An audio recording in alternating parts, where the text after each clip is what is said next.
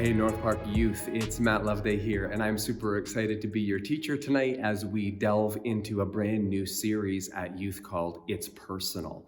And so I thought, what better way to start than to make it personal between us? You probably don't know me too well, so I wanted to share a few things really personal about me that you might want to know. So I wrote a bunch here on the whiteboard beside me. The first is that I love country music. It's my favorite kind of music. I've probably been to dozens of concerts over my lifetime. I just love country music. Keith Urban, the best, okay? I once ate a cricket. It was disgusting. I don't know why I ate this cricket, but I did. It actually went in my mouth, down my esophagus, into my stomach. I won't tell you what happened with it after that, but I once ate a cricket. My middle name is James. My parents, I guess, kind of went with the Bible theme, right? Disciples of Jesus, Matthew, James. I have a pet snake. His name's Slinky. I've had him for about 5 years, and I just love snakes. I love to hold Slinky. I love to hold snakes. I just think they're fascinating, fascinating creatures. I also really love, notice the 3 hearts. I love ice hockey, right? NHL is probably my favorite sport to watch on TV. I love to play hockey. I'm not that good at it, but I love to play hockey, whether it's road hockey or on the ice. It's just amazing.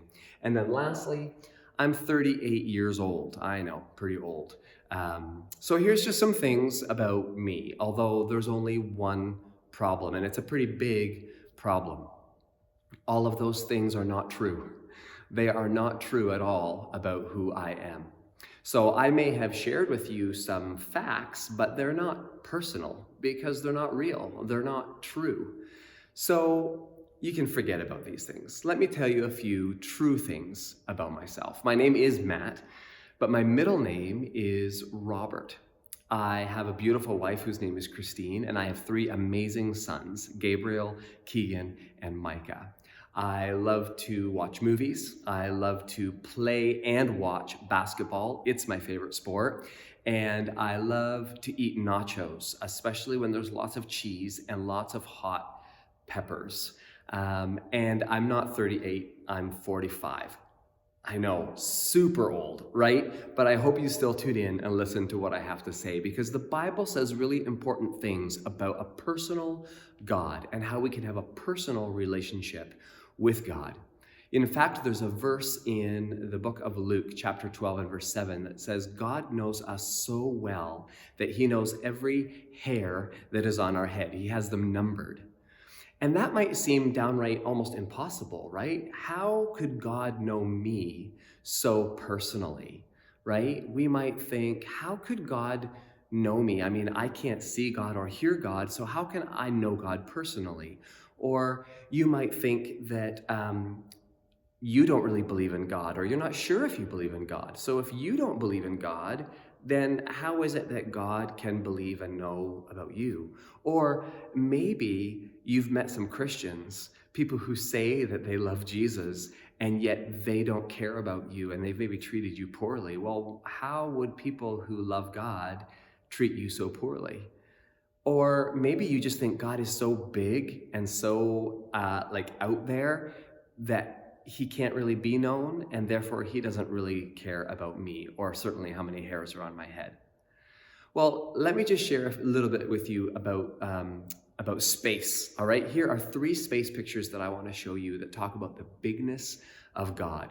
Here's the first one. It's called the Sombrero Galaxy. The Sombrero Galaxy is a lintenial galaxy. It's around 31 million light years away from Earth. And so sometimes we might think, man, the God who made that incredible thing way out in space knows me personally? No way. Or check out this. This is called the Butterfly Nebula.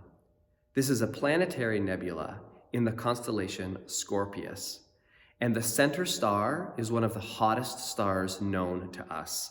Its surface temperature exceeds 450,000 degrees Fahrenheit. I mean, you can see why it's called the Butterfly Nebula, can't you? It's beautiful, it's amazing, and if God made that, why would he care to know how many hairs are on my head? Or here's one more. These are actually called the pillars of creation. This is actually made up of interstellar gas and dust in the Eagle Nebula. It's about 7,000 light years away from Earth, and what's actually happening here is that gas and dust are swirling together and they're in the process of creating new stars. I mean, how cool is that?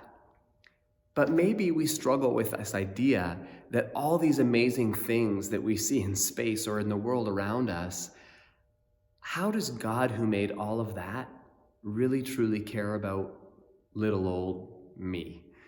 And maybe if you're struggling with that, I have something to help. It's a story from the Bible found in Luke chapter 19, and I want to share it with you today. And it might just help us with this idea of understanding how much God knows us and how much he loves us. Okay, so maybe you've heard this story before. It's the story of Zacchaeus. Now, he was a Jewish man who was also a tax collector, which means he collected money from other Jewish people on behalf of the Roman Empire. You see, the Roman Empire they were the force in control, and they had taxes that their people had to pay. And if you weren't Roman and you were Jewish, you had to actually pay more taxes. But the thing with the tax collectors is that they had a reputation of taking extra money. So they would collect extra taxes, send on to Rome and the emperor what was needed, but then they would keep some of their own people's money for themselves to make themselves rich. So Zacchaeus was also a cheat. And now here's the thing though, he was interested in this person named Jesus. And one day, Jesus was coming to his town of Jericho, and a crowd was starting to form. And Jesus was coming down the road, and Zacchaeus was getting really excited. He just wanted to catch a glimpse of Jesus. He was like a rock star, and he wanted to see this guy named Jesus. And the crowd was big. The crowd wasn't letting him forward because nobody really liked him, so they weren't kind of too friendly to him. And also the Bible tells us that Zacchaeus wasn't very tall, so he couldn't see over the crowd. So he decided to do something pretty drastic. He climbed a tree. All right, so here's Zacchaeus. He's up in a tree, and the thing is Zacchaeus's view, well, it was probably a lot better than my view is. I can barely see anything with all these leaves, but the Bible tells us that the sycamore tree that Zacchaeus climbed into had a great view of Jesus. And here he was coming along the road, and Zacchaeus was going to get a glimpse of Jesus. Only the most amazing thing happened. As Jesus came closer and closer, Zacchaeus heard somebody calling his name. Zacchaeus! He looked around. Who's calling me up in the tree? Zacchaeus! He looked down, and there was Jesus looking up at him. And Jesus said, Zacchaeus. He didn't say, hey dude, hey, you guy, hey, that fella in the tree. He said, Zacchaeus. He called him by his name. And then he said, Zacchaeus, why don't you come down from your tree?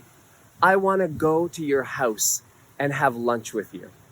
So Zacchaeus comes down from the tree, and Jesus comes with him. And at first the crowd was stunned that out of all the people there, Jesus would have called out Zacchaeus. And then when Jesus invited him to have lunch with Zacchaeus, the crowd was furious because out of all these people that Jesus could have chosen to spend more time with, Jesus chose that guy. Jesus chose Zacchaeus. And so they get to Zacchaeus' house and they share some lunch. I wonder what they ate. It probably wasn't a turkey sandwich. But more than that, I wonder what they talked about. You see, Jesus knew Zacchaeus personally. He didn't just know his name.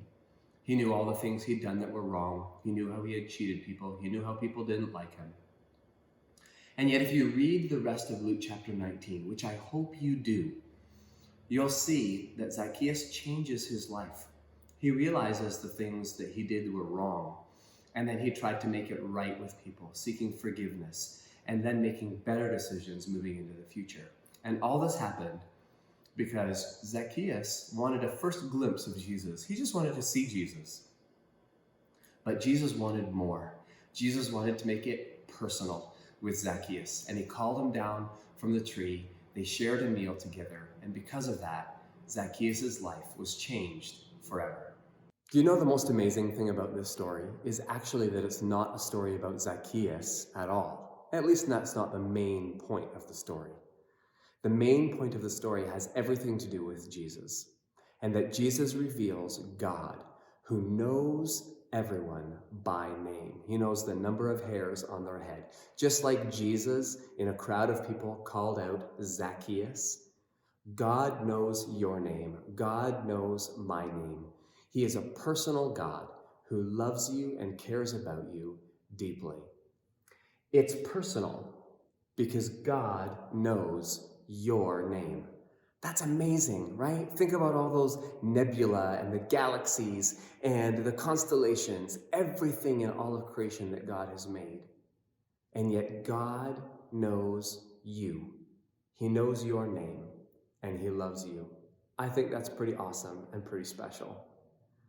But what does that mean for us in our everyday lives? How does that change the way that I interact with other people around me? Because hopefully it does. Because if God knows us personally, we should take the time to get to know and to care about other people personally.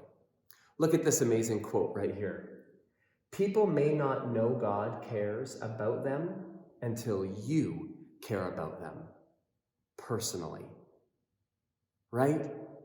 People may not know that God cares about them until you take the first step to care about them personally, which means getting to know their name.